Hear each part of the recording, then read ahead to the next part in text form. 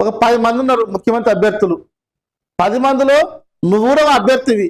సొంత కాన్స్టిట్యూన్సీ ప్రజలకే నువ్వు న్యాయం చేయలేనివి తెలంగాణ రాష్ట్రం మొత్తం ముఖ్యమంత్రి అయిన ఏం సాధిస్తామని సిరిసిల్ల ప్రజల నిండా నీకు క్వశ్చన్ అడితే దానికి సమాధానం చెప్పలేకపోయినావు నువ్వు.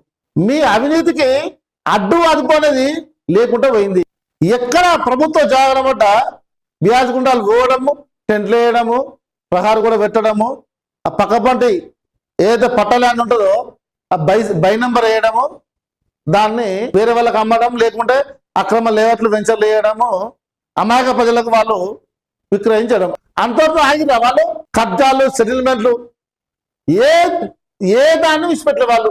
ప్రతి పనిలో వాళ్ళ కంటికి కమిన నీళ్లు కానీ, నిధులు కానీ, లాస్ట్కు మట్టి కానీ, మురం కానీ, ఇసుక కానీ ప్రతి దాంట్లో వాళ్ళు 100 కోట్ల స్కామ్ చేసేది వాళ్ళు.